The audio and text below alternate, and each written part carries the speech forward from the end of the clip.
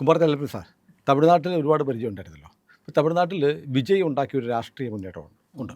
പക്ഷേ ഇപ്പോൾ വിജയുടെ കാര്യത്തിൽ വലിയ പ്രശ്നമാണ്. വിജയുടെ ഇമേജ് വല്ലാതെ മോശമാകുന്നു. ഭാര്യ സംഗീത കൊടുത്ത വിവാഹമോചന കേസ്. ഇപ്പോൾ ഇന്നലെ വേറൊരു സംഭവം ഉണ്ടായി. ഇന്നലെ കൽപ്പാത്തി സുരേഷ്, മീനാക്ഷി ഇവരുടെ മകൻ്റെ റിസപ്ഷനായിരുന്നു. കല്യാണത്തിൻ്റെ റിസപ്ഷനിൽ വിജയ് പങ്കെടുത്തു. വിജയുടെ കൂടെ തൃഷ ഉണ്ടായിരുന്നു. തൃഷയുടെ പേര് പറയാതെയാണ് സംഗീത കേസ് കൊടുത്തത്. പക്ഷേ കഴിഞ്ഞ മാസം ആദ്യം, അതായത് ഫെബ്രുവരി മാസം ആദ്യം BJPയുടെ തമിഴ്നാട് അധ്യക്ഷൻ നയിനാർ നാഗേന്ദ്രൻ ഒരു വെടിപൊട്ടിച്ചിരുന്നു. തമിഴ്നാടിനെ രക്ഷിക്കാം എന്നൊക്കെ പറഞ്ഞാണല്ലോ വിജയ് ഇറങ്ങിയിരിക്കുന്നത്. വിജയ് ആദ്യം ഈ തൃഷയുടെ തടവിൽ നിന്ന് രക്ഷപ്പെടണം എന്ന് പറഞ്ഞിരുന്നു. വലിയ കോളിളക്കം ഉണ്ടായി. നടികർ സംഘമൊക്കെ പ്രതിഷേധം ഉണ്ടാക്കി. അങ്ങനെ അത് വലിയ കോളിളക്കം ഉണ്ടായി കഴിഞ്ഞപ്പോഴാണ് പിന്നീട് വാർത്ത വരുന്നത്. പറഞ്ഞതൊക്കെ ശരിയാണ്, ഭാര്യ തന്നെ കേസ് കൊടുത്തിരിക്കുന്നു. ഭാര്യ ഇപ്പോൾ ലണ്ടനിലാണ് മകളുടെ കൂടെ.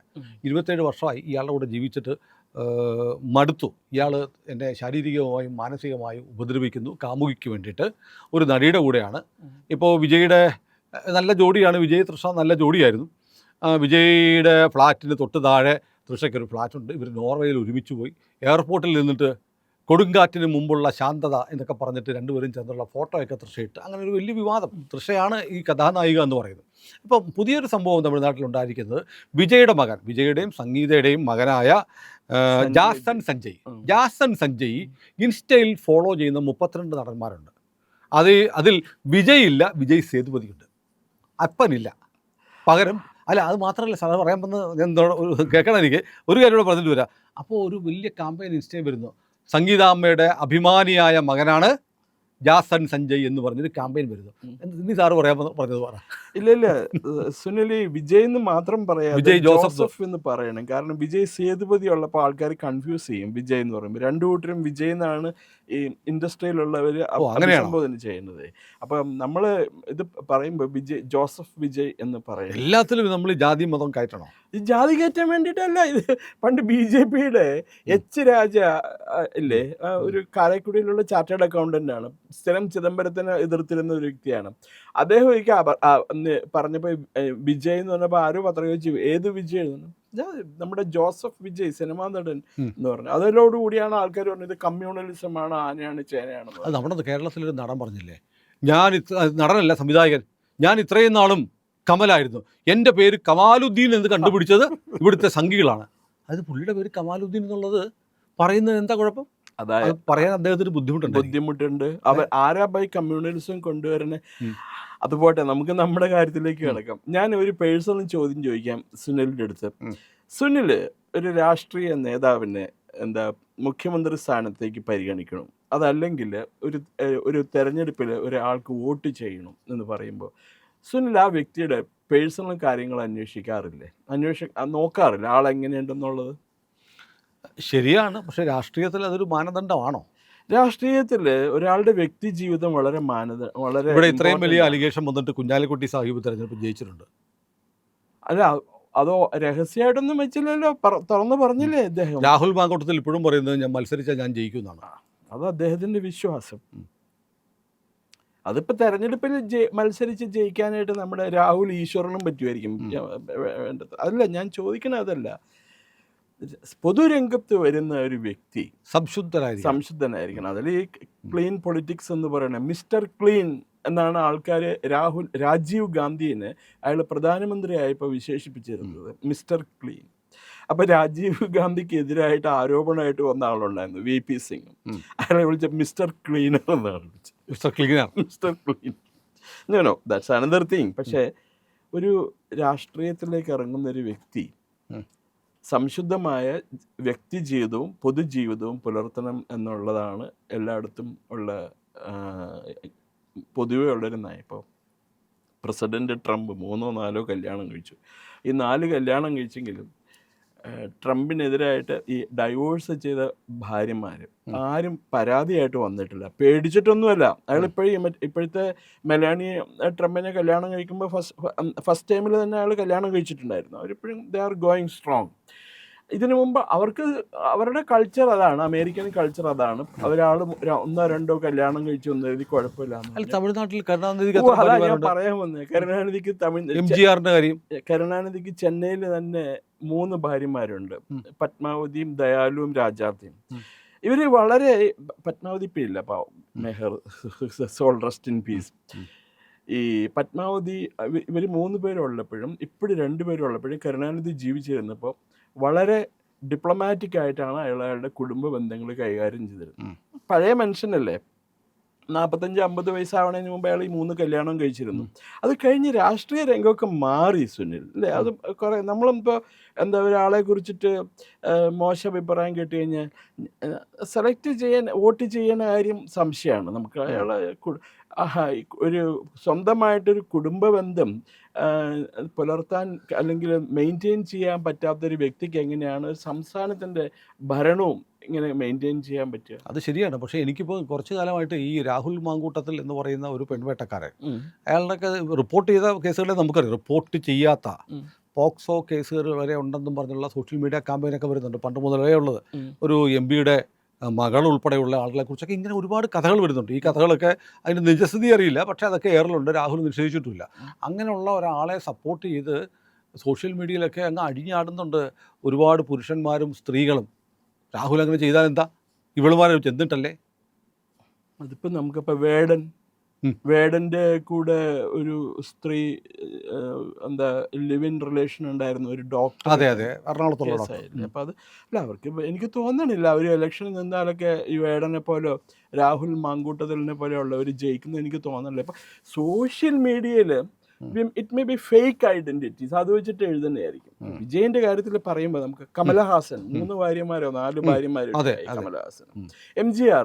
പക്ഷെ MGR ഈ പറഞ്ഞ പോലെ ജാനകിയെ വിവാഹം ചെയ്തിരുന്നപ്പോഴും ജയലളിതയായിട്ട് അയാൾ വളരെയധികം എന്താ പറയണം, നല്ലൊരു റിലേഷനായിരുന്നു. അവരെ പീഡിപ്പിച്ചതായിട്ട്, ജാനകിയെ പീഡിപ്പിച്ചതായിട്ട് അവരോ ജയലളിതയുടെ മോശമായിട്ട് പെരുമാറിയതായിട്ട് അവരോ പറഞ്ഞിട്ടില്ല.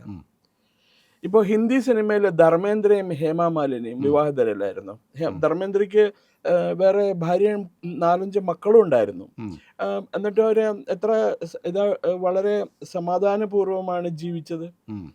ദിലീപ് കുമാർ സൈര ബാനുവിനെ കല്യാണം കഴിച്ചു. കുറച്ച് നാൾ കഴിഞ്ഞപ്പോൾ വേറൊരു യാസിനോ സലീം ഒരു പെണ്ണിനെ കല്യാണം കഴിച്ചു. അപ്പോൾ നാട്ടുകാർ ബഹളം വെച്ചപ്പോൾ അയാൾ അപ്പം തന്നെ അവരെ മൊഴി ചൊല്ലി. അയാൾ ദിലീപ് കുമാർ എന്ന് പേരല്ലേ ഉണ്ടായിരുന്നുള്ളൂ, മൊഴി ചൊല്ലുന്ന പാർട്ടിയായിരുന്നു. യൂസഫ് ഖാൻ ആണ് അദ്ദേഹത്തിൻ്റെ പേരുള്ളൂ, പത്താനാണ് അത്. അപ്പോൾ അതേപോലെ ഇപ്പം തമിഴ്നാട്ടിലെ ആൾക്കാർ പൊതുവെ എന്താ പറയണേ, ഈ മോറൽ സൈഡൊക്കെ നോക്കിയിട്ടൊക്കെയാണ് ആൾക്കാർ വോട്ട് ചെയ്യുക. പിന്നെ അത് മാത്രമല്ല സുനിൽ പറ, വിജയിന് ഒരു രാഷ്ട്രീയ നേതാവാനുള്ള കപ്പാസിറ്റി ഉണ്ട്. പോക്കിരി രാജ അങ്ങനെയൊക്കെയുള്ള സിനിമയിലൊക്കെ വലിയ സ്റ്റണ്ട് കാണിക്കണ അല്ലാണ്ട് അയാളൊരു ക്യാരക്ടർ റോൾ. ഇപ്പൊ നമുക്കിവിടെ ഹിന്ദിയിലൊക്കെ സോറി മമ്മൂട്ടി എത്ര പേഴ്സണൽ ലൈഫിൽ മമ്മൂട്ടി പുലർത്തുന്ന ഒരു സംശുദ്ധ ജീവിതമാണ് മമ്മൂട്ടിയുടെ. മോഹൻലാലിൻ്റെ ആരെങ്കിലും മോഹൻലാലിൻ്റെ പീഡന കേസിലോ എങ്ങാനും പറഞ്ഞിട്ടുണ്ടോ? മമ്മൂട്ടിയുടെ പേര് പറഞ്ഞിട്ടുണ്ടോ? ഇല്ലല്ലോ. വേറെ പലരുടെയും പേര് പറഞ്ഞിട്ടുണ്ടോ? അങ്ങനെയാണെങ്കിൽ തീർച്ചയായിട്ടും ഇവരങ്ങനെ എന്തെങ്കിലും ചെയ്തിട്ടുണ്ടെങ്കിൽ അവർക്ക് ശത്രുക്കളുണ്ട്. അവർ എത്രമാത്രം മാന്യമായിട്ടാണ് പെരുമാറുന്നത്. അപ്പോൾ ഈ വിജയ് ഒരു സിനിമാ നടനാണെന്ന് ഞാൻ ഇന്നേ വരെ എനിക്ക് അംഗീകരിക്കാൻ പറ്റില്ല. TV-യിൽ ഒരു നിവൃത്തിയിലാണ്ട് ചില സിനിമ കണ്ടിട്ടുണ്ട് ഞാൻ. അയാൾ ഈ എന്താ ജാക്കി ചാനും പിന്നെ രജനീകാന്തും അങ്ങനെയൊക്കെ ഉള്ളവർ കാണിക്കണ എൻ്റെ ഒരു അവിയൽ പരിവാക്കിയിട്ടാണ് അയാൾ കാണിക്കണത് മുഴുവൻ. മുഖത്ത് ഭാവങ്ങളൊന്നും വരുന്നില്ല. അത് നല്ലതല്ലേ, കാരണം അത് വരൂല. അതെ അത് പച്ചാളബ്ബാസിയുടെ ഗുരുവിനെ അതുപോലൊരു ഗുരുവിനെ കിട്ടിയിട്ടില്ല. നീ പറഞ്ഞ പോലെ അവർക്ക് ഈ പറഞ്ഞ പോലെ അതും ഇപ്പൊ പറഞ്ഞ സുനിൽ എന്നെ ചീത്ത പറയും. This Christian network in Tamil film അത് വളരെ ശക്തമാണ്. ഇവന്റെ അച്ഛൻ ഒരു ഇവാഞ്ചലിസ്റ്റ് ആണ്, ചന്ദ്രശേഖർ എന്ന് പറയും. ചന്ദ്രശേഖർ ഇവാഞ്ചലിസ്റ്റ് ആണ്. അപ്പോൾ അവർക്ക് ആൾക്കാരെ പ്രൊമോട്ട് ചെയ്യാനും വിൽക്കാനും ഒക്കെ ആൾക്കാർ സ്വന്തം മകനെ പ്രൊമോട്ട് ചെയ്യാനൊക്കെ നല്ലൊരു കഴിവുണ്ട് അവർക്ക്. അങ്ങനെ എത്തിയതാണ്. അതല്ലാതെ അയാളൊരു ദേശീയ തലത്തിലുള്ള ഇപ്പം ഓംപുരിയെ പോലെയോ നസറുദ്ദീൻ ഷായെ പോലെയോ അതായത് മമ്മൂട്ടിയെ പോലെയോ മോഹൻലാലിനെ പോലെയോ ഉള്ള ഒരു പ്രതിഭയുടെ ലാഞ്ചന പോലും ഇല്ല. പോലെയല്ല അവിടേക്ക് അയാൾ നിന്ന് അയാളുടെ ആരാധകരാരാ? അയാളുടെ ആരാധകർ മുഴുവനും ഈ കോളേജ് സ്റ്റുഡൻസ്, പെൺകുട്ടികൾ, 20 വയസ്സിന് 10-25 വയസ്സ് പ്രായമുള്ള പെൺകുട്ടികളും വനിതകളുമാണ് അയാളുടെ ഇഷ്ടപ്പെട്ട അയാളുടെ ആരാധകർ. അവർക്ക് ഇയാൾ സ്ക്രീനിൽ വന്നാൽ മതി, കണ്ടു കഴിഞ്ഞാൽ മതി, വലിയ ഇതായി. അതേസമയം അയാളെക്കായൊക്കെ എത്രയോ ഉയരങ്ങളിൽ നിൽക്കുന്ന നടനാണ് നമ്മുടെ അജിത്ത്. അജിത്ത് അയാളിപ്പോൾ 20 പേരെ അടിച്ചിടുമ്പോഴോ അതല്ലെങ്കിൽ കാർ റേസിങ്ങിന് പോകുമ്പോഴോ എല്ലാം നമുക്കൊരു സിനിമയാണെന്ന് തോന്നില്ല, അയാളങ്ങ് ജീവിക്കുകയാണെന്നാ തോന്നുന്നത്. അല്ല, നടൻ എന്ന നിലയിൽ 7 അയലത്ത് വരില്ല വിജയ് അജിത്തിന്റെ. അയാളൊരു ആക്ടറേ അല്ല, ഈ may be A good model. ഒരു എന്താ പറയണ ഫോട്ടോഗ്രാഫ്സ് ഒക്കെ എടുത്തിട്ട് പോസ്റ്ററിൽ കൊടുക്കാനുള്ള. പക്ഷേ ഇത് ഇലക്ഷനെ ബാധിക്കും തീർച്ചയായിട്ടും. ഇലക്ഷന് ബാധിക്കും. അയാൾ ഒരു സ്പെൻറ്റ് ഫോഴ്സ് ആയി കഴിഞ്ഞു. മറ്റേ മാർക്കറ്റിൽ വരുന്നതിന് മുമ്പ് തന്നെ കെട്ടുപോയ ഒരു ഉൽപ്പന്നമാണ്. മാത്രമല്ല, ഇയാളുടെ ഈ ഭാര്യയുടെ പെറ്റീഷൻ അടുത്ത മാസം 27-ാം തീയതി വരികയാണ്. അവർ തന്നെ പറഞ്ഞിട്ടുണ്ട് അവരുടെ പേരോ അതല്ലെങ്കിൽ ഇൻ ക്യാമറ വേണമെന്ന് പറഞ്ഞിട്ടുണ്ട്. പാടില്ല, പത്രത്തിൽ നിന്നും പ്രസിദ്ധീകരിക്കരുതെന്നൊക്കെ പറഞ്ഞു എന്നാണ് ഞാൻ ആ പെറ്റീഷനിൽ നിന്ന് മനസ്സിലായത്. വിചാരണ ഇൻ ക്യാമറ ആയിട്ട് രഹസ്യമായിട്ട് നടത്തണം എന്ന് പറഞ്ഞത്. അപ്പോൾ അയാൾക്ക് ആദ്യമേ തന്നെ ഈ ആൾക്കൂട്ടം, സിനിമാ നടന്മാർ എവിടെ വന്നാലും ആൾക്കൂട്ടം ഉണ്ടാവും എത്രയാണെങ്കിലും. അമിതാഭ് ബച്ചൻ ഇപ്പോൾ വന്നു കഴിഞ്ഞാൽ ഭയങ്കര ആൾക്കൂട്ടം ഉണ്ടാവില്ലേ? സുനിലിന് എന്ത് തോന്നുന്നു? ആൾക്കൂട്ടം. രജനീകാന്ത് ഇവിടെ വന്ന ആൾക്കൂട്ടം ഉണ്ടാവില്ല. ആ ആൾക്കൂട്ടം മുഴുവൻ വോട്ടായിട്ട് മാറുമോ? അങ്ങനെയാണെങ്കിൽ രജനീകാന്ത് 96-ലെ തമിഴ്നാട്ടിൽ ഇലക്ഷൻ നിൽക്കണ്ടല്ലേ? അതെ, ഞാൻ അന്ന് കണ്ടിട്ടുണ്ട് 96-ലെ രജനീകാന്ത് ഒരു വക എന്താ പറയണേ, ജയലളിത 96-ലെ ഇലക്ഷന് തോക്കാൻ കാരണം രജനീകാന്താണെന്ന് ആൾക്കാർ പറഞ്ഞുണ്ടാക്കി. അതേ സമയത്ത് ഇപ്പൊ 96 കഴിഞ്ഞ് 2026 എത്തിപ്പെട്ട് രജനീകാന്തിന് രാഷ്ട്രീയത്തിലേക്ക് വരാൻ പേടിയാണ്. പിന്നീട് അയക്കറിയാം ആരോഗ്യ പ്രശ്നമുണ്ട്. അതിന് മുമ്പായിക്ക് വേണം വന്നില്ലല്ലോ. അയക്കറിയാം എന്താ അയാൾ രാഷ്ട്രീയത്തിൽ വന്നാൽ വലിയ പ്രശ്നമുണ്ട്. ഇപ്പൊ ഗുരുമൂർത്തി പറഞ്ഞിരുന്നു, രജനീകാന്ത് രാഷ്ട്രീയത്തിൽ വരികയാണെങ്കിൽ it will be like a tectonic shift in Tamil Nadu politics, in Dravida politics. Tectonic എന്ന് പറഞ്ഞാൽ ഈ നമ്മുടെ ഭൂമി പ്ലേറ്റ് മാറുന്നതിന് പോലെ. പക്ഷെ അയാൾ വന്നില്ല, അയാൾക്ക് തോന്നി, അയാളെ വല്ല ജ്യോതിഷികളെയൊക്കെ കണ്ടപ്പോൾ പറഞ്ഞിട്ടുണ്ടാവും ആവശ്യമില്ലാത്ത പണിക്ക് പോകണ്ടെന്ന്. അപ്പം ഇയാൾ ഒരു മനുഷ്യന് നന്നായിട്ട് പ്രസംഗിക്കാൻ അറിയണം, ആശയം കൺവേ ചെയ്യാനായിട്ട് അറിയണം. വലിയ പ്രാസംഗികൻ, ഇപ്പം നരേന്ദ്രമോദിയെ പോലെ വലിയ പ്രാസംഗികനാവണമെന്നൊന്നും നമുക്ക് ആഗ്രഹമില്ല അയാൾ. പക്ഷേ അയാൾ തമിഴ്നാടിന് വേണ്ടി അയാൾ എന്ത് ചെയ്യും? എന്തെങ്കിലും ചെയ്തെന്ന് പറഞ്ഞിട്ടുണ്ടോ അയാൾ? അവിടെ നിന്ന് കുറേ കൈയും കാലൊക്കെ ഇട്ട് കാണിച്ച് ഡാൻസ് ചെയ്യും, സ്ക്രീനിലേക്ക്, തിയേറ്റർ എന്താ പറയുക, സ്റ്റേജിലേക്ക് ഓടിക്കേറി വരും. അയാളിട്ടിരിക്കുന്ന ഷർട്ടിൻ്റെ കളറ്, പാൻസിൻ്റെ കളർ, ഇതൊക്കെയാണ് പത്രക്കാർ എഴുതി പിടിപ്പിച്ചു വിടണത് മുഴുവൻ. അയാൾക്കൊരു ഐഡിയോളജി ഇല്ല, ഒരു പ്രത്യയ ശാസ്ത്രം വേണ്ടേ ഒരു രാഷ്ട്രീയ പാർട്ടി ആവാനായിട്ട്. അതല്ലെങ്കിൽ പിന്നെ അയാളും DMK ആയിട്ട് എന്ത് ബന്ധമുണ്ട്? DMK നമ്മുടെ ദക്ഷിണാമൂർത്തി കക്ഷി, അതറിയില്ലേ? കരുണാനിധിയുടെ ഒറിജിനൽ പേര് ദക്ഷിണാമൂർത്തി എന്നാണ്. ദക്ഷിണാമൂർത്തിയോ? അതെ. അയാളുടെ അച്ഛനും അമ്മയും ഒക്കെ ഇട്ട് കൊടുത്ത പേര് ദക്ഷിണാമൂർത്തി എന്നാണ്. പിന്നെ 10-15 വയസ്സായപ്പോഴാണ് പേര് മാറ്റിയത്. നാട്ടിൽ നിന്ന് ഓടി പോരണതിന് മുമ്പാണ് പേര് മാറ്റി കരുണാനിധി എന്നാക്കിയത്. അത് സംസ്കൃത പേര്. ദക്ഷിണാമൂർത്തി എന്നാണ് കരുണാനിധിയുടെ ഒറിജിനൽ പേര്. കാരണം വീട്ടിലെല്ലാം എന്താ പറയണ സംസ്കൃത പേരുകളാണല്ലോ. ദയാനിധി, കലാനിധി, ഉദയനിധി, ഇതൊക്കെ സംസ്കൃതം പേരുകളാണല്ലോ. പക്ഷെ സംസ്കൃതത്തിനോട് അവർക്ക് ഭയങ്കര ഉറപ്പാണ്. എന്നിട്ട് പേരൊക്കെ ആ പേര് അവർ ഈ മറ്റേ നമ്മുടെ ജോർജ് ഓർവെലിൻ്റെ ആനിമൽ ഫാമിൽ പറയുന്ന പോലെ all are equal but some are more equal. കരുണാനിധിക്ക് മോർ ഈക്വൽ ഇതിൽപ്പെട്ടാണ്. അപ്പോൾ ഈ ജാസൻ സഞ്ജയുടെ പോസ്റ്റ് തമിഴ്നാട്ടിലെ ചെറുപ്പക്കാർക്കിടയിൽ ഇപ്പോൾ ഒരു വലിയ തരംഗമായിട്ട് മാറും. സോഷ്യൽ മീഡിയ ഇത്രമാത്രം സ്വാധീനം ചെലുത്തുന്നുണ്ടെങ്കിൽ തീർച്ചയായിട്ടും അതൊരു തരംഗമായിട്ട് മാറും. സ്വന്തം അപ്പനെയാണ് വെട്ടിക്കളഞ്ഞേക്കണത്. അതെ, ഇയാൾ എൻ്റെ തന്തയല്ലാന്ന് അവൻ ഓപ്പണായിട്ട് ആ വർക്കിൽ കൂടി തെളിയിച്ചിരിക്കുകയാണ്. ആരെങ്കിലും ചെയ്യുമോ അത് ചെയ്യണം എന്നുണ്ടെങ്കിൽ എന്താ കാര്യം ഉണ്ടാവുക? ഈ ചെക്കൻ്റെ കല്യാണം കഴിക്കാറായി, 16 വയസ്സുണ്ട് അവന്. 16 വയസ്സുണ്ടാവുക. അവന്റെ കല്യാണം നടത്തി കൊടുക്കാണ്ട് ഇവൻ ഇപ്പൊ പോയിട്ട് തൃശ്ശൂർ. അവര് വലിയ പേരെടുത്തത്, അവർ പാലക്കാട്ട് അയ്യർമാരാണ്, തൃശ്ശയും. അപ്പോൾ ഇവിടെ കേരളത്തിൽ ആദ്യത്തെ ഒരു ഇൻഫർമേഷൻ ടെക്നോളജി കമ്പനിയുണ്ട്, ഇൻബിസ് മൾട്ടിമീഡിയ എന്ന് പറഞ്ഞു. അപ്പോൾ അവരുടെ ആയുർവേദത്തിനെ കുറിച്ചിട്ടുള്ള ഒരു CD അവർ പുറത്തിറക്കിയപ്പോൾ അതിൽ മോഡലായിരുന്നു ഈ കുട്ടി. തൃശ്ശ. ഓഹോ, അത് 25 വർഷം മുമ്പായിരുന്നു. Xi may be around 45 or 46. അവരുടെ അമ്മ ഉമ അയ്യർ, അവർ വലിയ സുന്ദരിയായിരുന്നു. അവർക്ക് വേണ്ടി അവരുടെ പുറകെ സിനിമാക്കാർ ചെല്ലി വരുന്നു സിനിമയിൽ അഭിനയിക്കുക. അപ്പോൾ അവരൊന്നുമില്ല, ഞാൻ എൻ്റെ മോളുടെ കാര്യങ്ങൾ നോക്കി നടത്തുന്നു. രണ്ടു കൂട്ടർക്ക് ആവശ്യമില്ലാത്തൊരു പണിയായിരുന്നു ഇത്. ഇയാൾ രാഷ്ട്രീയത്തിൽ ഇറങ്ങാൻ ഇയാൾ തീരുമാനിച്ചു കഴിഞ്ഞാൽ ആൾ ആദ്യം ചെയ്യേണ്ടിയിരുന്നത് ജനങ്ങളുമായിട്ട് സംവദിക്കാനായിട്ടുള്ള സാഹചര്യങ്ങൾ ഉണ്ടാക്കുക, ജനങ്ങളുടെ പ്രശ്നങ്ങൾ എന്താണെന്ന് പറഞ്ഞ് മനസ്സിലാക്കുക. ഇയാളത് ഇന്നേ അവർ ചെയ്തിട്ടില്ല. ഈ മറ്റേ പോഗിരി സിനിമയിൽ കാണിക്കുന്ന പോലെയുള്ള ഇതും ആക്ഷൻ മാത്രമേ അയാൾ കാണിച്ചിട്ടുള്ളൂ. പക്ഷെ വിജയ് എന്തുകൊണ്ടായിരിക്കും ഇത്രയും വിവാദം ഉണ്ടായിട്ടും തൃശ്ശയും കൂട്ടി ഇന്നലെ ആ കല്യാണ റിസപ്ഷന് പങ്കെടുത്തത്? അയാൾക്ക് രാഷ്ട്രീയത്തിൽ അത്രയും താല്പര്യം ഉണ്ടാവുള്ളൂ. അതല്ലെങ്കിൽ അയാളുടെ അഡ്വൈസേഴ്സ് മുഴുവൻ ശുദ്ധ പോഴന്മാരാണ്. അല്ലെങ്കിൽ അവർ പറഞ്ഞു കൊടുക്കേണ്ടതാണ്, നിങ്ങളിപ്പോൾ ചെയ്തിട്ടോ എന്ന് പറഞ്ഞു കൊടുക്കേണ്ടതാണ്. Is list bothered. അയക്കെങ്ങാണ്ട് കുറേ കോൺഫിഡൻസ് ഉണ്ടെന്ന് തോന്നുന്നു. ക്രിസ്ത്യൻസ് മുഴുവൻ അയക്ക് വോട്ട് ചെയ്യുന്നുള്ള ഒരു ധൈര്യം അയക്കുണ്ടെന്ന് തോന്നുന്നു. അതായിരിക്കും. അതല്ലാതെ ഞാൻ നോക്കിയിട്ട് വേറെ മാർഗമൊന്നും കാണാൻ. സുനിൽ ഈ അയക്ക് 52 വയസ്സ് 53 വയസ്സുണ്ട്. ഇതിനിടയ്ക്ക് അയാൾ എപ്പോഴെങ്കിലും പബ്ലിക്കുമായിട്ട് ഇന്ററാക്ട് ചെയ്തിട്ടുണ്ടോ? ഒരിക്കലുമില്ല. അയാളുടെ കൊട്ടാര സദൃശ്യമായ വീട്ടിലിരുന്നുകൊണ്ട് എന്താ പറയുന്ന എയർ കണ്ടീഷൻ സൗകര്യങ്ങളും ഇതെല്ലാം അനുഭവിച്ച് ഷൂട്ടിങ്ങിന് മാത്രമേ അയാൾ ലൊക്കേഷനിൽ പോകും ഈ പറഞ്ഞ പോലെ. അല്ലെങ്കിൽ ആരും അറിയാണ്ട് നോർവേക്ക് പോവുകയോ ഡെൻമാർക്കിൽ പോവുകയൊക്കെ ചെയ്യും. അതൊക്കെ അവരുടെ പേഴ്സണൽ കാര്യം. പക്ഷെ MGR, ജയലളിത തമിഴ്നാട് മുഖ്യമന്ത്രിയായിരുന്നു. അവർ എന്തുമാത്രം ജനങ്ങളുടെ ഇടയിൽ ഇറങ്ങിച്ചെന്ന് പ്രവർത്തിച്ചിട്ടുണ്ടെന്ന് പറയും. ജയലളിത തമിഴ് സിനിമയിലെ സൂപ്പർ സ്റ്റാർ ആയിരുന്നു. ഏറ്റവും കൂടുതൽ പ്രതിഫലം മേടിച്ചിരുന്ന നടിയായിരുന്നു. അവർ AIDMKയിൽ ചേർന്ന് പ്രോപ്പഗാൻഡ സെക്രട്ടറി ആയിട്ട് കൂടി പൊരി വെയിലത്ത് നിന്നാണ് അവർ പ്രസംഗിച്ചുകൊണ്ടിരുന്നത്. അവർ ചെയ്യണ പോലെ ഹോംവർക്ക് ചെയ്യണ പോലെ ആർക്കും ചെയ്യാൻ പറ്റൂല.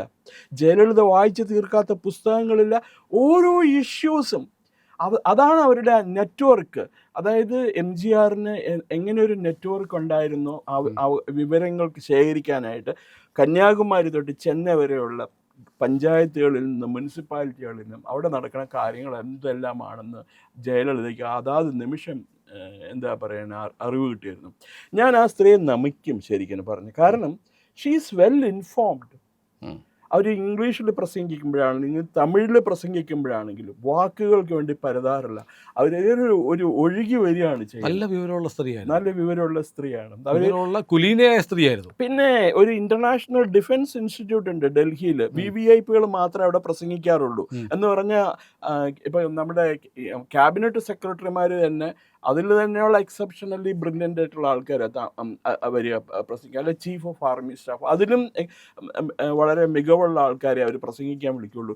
ജയലളിതേനെ 98 ആ മീറ്റിങ്ങിൽ പ്രസംഗിക്കാൻ വിളിച്ചു.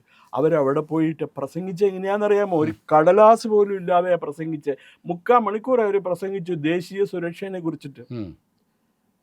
അവർക്ക് ഈ രാമജന്മഭൂമി പ്രശ്നമുണ്ടായപ്പോൾ മറ്റേ തർക്കമന്ദിരം തകർത്തു കളഞ്ഞല്ലോ. ഇന്ത്യയിലെ ആദ്യത്തെ non-BJP leader to support that movement അത് ജയലളിതയായിരുന്നു. അത് കഴിഞ്ഞ് തെരഞ്ഞെടുപ്പിലൊക്കെ അവർ ജയിച്ചില്ലേ. അപ്പം ഇതൊക്കെ ഒരു ശുദ്ധ ഈ ന്യൂനപക്ഷത്തിൻ്റെ വോട്ട് കിട്ടൂല, അതുകൊണ്ട് രാമജന്മഭൂമിനെ സപ്പോർട്ട് ചെയ്യാൻ പാടില്ല എന്ന് കോൺഗ്രസ്സുകാരും കമ്മ്യൂണിസ്റ്റുകാരും പറയാണ്ട് അവർ തെറ്റാണെന്ന് തെളിയിച്ചു കൊടുത്തു. ഏതായാലും തമിഴ് രാഷ്ട്രീയത്തിൽ വല്ലാത്ത മാറ്റമാണ്. ഇപ്പം ഈ ജനനായകൻ എന്നുള്ള സിനിമ വരുന്നുണ്ട്. അതിനകത്ത് വിജയ് മുഖ്യമന്ത്രിയായിട്ടാണ് അഭിനയിക്കുന്നത്. അപ്പോൾ അത് ആ മോഹം അത് ആ സിനിമയിൽ ഒതുങ്ങുമെന്ന് തോന്നുന്നു മിക്കവാറും അതിനകത്ത്. അല്ല സുനിൽ, ഇയാളെ അറിയില്ലേ? നമ്മുടെ വിജയകാന്തിനെ അറിയില്ലേ? വിജയകാന്തിനുള്ള പബ്ലിക് ഇതുപോലും സ്വീകാര്യത പോലും അയാൾക്കുണ്ടെന്ന് എനിക്ക് തോന്നണില്ല. വിജയകാന്ത് പാവപ്പെട്ടവരുടെ രജനീകാന്ത് എന്നാണ് അറിയപ്പെടുന്നത്. അയാൾ എപ്പോഴും ജനങ്ങളുടെ ഇടയിലേക്ക് ഇറങ്ങി വന്ന് പ്രവർത്തിക്കാറുണ്ടായിരുന്നു. പിന്നെ കുറച്ച് കുഴപ്പമുള്ളത് മദ്യപാനാണ് അയാളെ നശിപ്പിച്ച് കളഞ്ഞത്. പിന്നെ അയാളുടെ ഭാര്യയും പ്രേമലത. ഇപ്പൊ അവര് പേരൊക്കെ മാറ്റിയിട്ടുണ്ട്. പ്രേമലത എന്നാക്കി, 2 ആക്കി. ഒരു എന്നാലെങ്കിലും ചൊവ്വാകുമെന്ന് ചോദിച്ചാൽ അവർക്ക് ഒരേ ആഗ്രഹം ഉണ്ടായതുള്ളൂ. അവരുടെ അനിയനെ എങ്ങനെയെങ്കിലും രാജ്യസഭ MP ആക്കണം. അങ്ങനെ അതാക്കിയിട്ടുണ്ട് അവർ.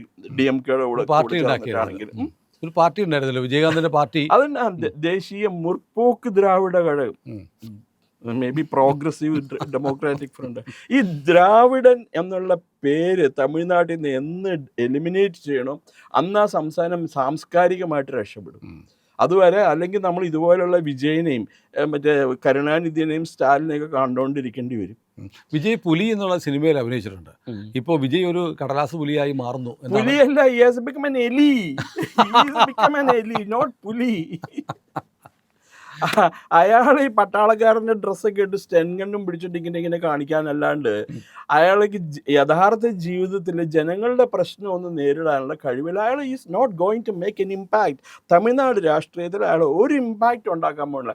മേബി 5% വോട്ട് കിട്ടുമായിരിക്കും, അല്ല 6% വോട്ട് കിട്ടുമായിരിക്കും. വലിയ ബുദ്ധിമുട്ടായി. രാഷ്ട്രീയം എന്ന് പറയണേ ഒരു ഹോബി പോലെ കൊണ്ടു നടക്കാൻ വലിയ പാടായി. You have to be serious. എന്തായി കമലഹാസൻ എന്താ മക്കൾ നീതിമയ്യം എന്നൊക്കെ പറഞ്ഞ് തുടങ്ങിയിട്ട് അവസാനം കരുണാനിധി DMKയുടെ മറ്റേ ഔദാര്യത്തിലാണ് അയാൾ രാജ്യസഭ MP ആയിരിക്കുന്നത്. ഇപ്പൊ അവിടെ ചെന്ന് 14 സീറ്റും ചോദിച്ചുകൊണ്ട് ചെന്നേക്കുക DMK ആയിട്ട് ചർച്ച നടത്താനായിട്ട്. സ്റ്റാലിൻ കൊടുക്കുവോ? നല്ല കാര്യമായി.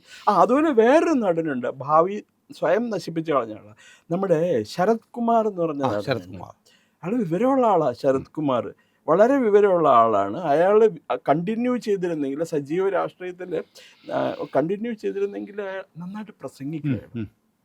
അയാൾക്ക് ജനങ്ങളുടെ പ്രശ്നങ്ങളൊക്കെ അറിയാം. അയാൾ കാമരാജനെ ഹൈലൈറ്റ് ചെയ്ത് വളരെയധികം ആദരിക്കുന്ന ഒരു വ്യക്തിയാണ്. കാമരാജനെ ആദരിക്കുന്ന ഒരു വ്യക്തിയാണ്. അപ്പോൾ അയാൾക്ക് നല്ലൊരു ഭാവി ഉണ്ടായിരുന്നു. I don't know what happen. പിന്നെ അതെ അതെ, ഏതായാലും നമ്മൾ കുറച്ച് ഒരു ഗ്യാപ്പിന് ശേഷം നമ്മൾ വീണ്ടും ഇരിക്കുകയാണ്. അപ്പോൾ സാറിനോട് ഇരിക്കുമ്പോൾ എനിക്ക് വലിയ സന്തോഷം, കാരണം ഒരുപാട് ചിരിക്കാനുള്ള കാര്യങ്ങൾ സാറ് സരസമായി പറയുമ്പോൾ കിട്ടും.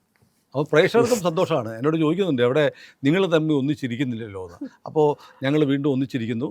ഇനി ഇടതടവില്ലാതെ ഞങ്ങളുണ്ടാവും. ഞങ്ങളുടെ കൂടെ വിട്ടുപോകാതെ നിങ്ങളും ഉണ്ടാവണം. ചാനൽ സബ്സ്ക്രൈബ് ചെയ്യാൻ ദയവായി മറക്കാതിരിക്കുക.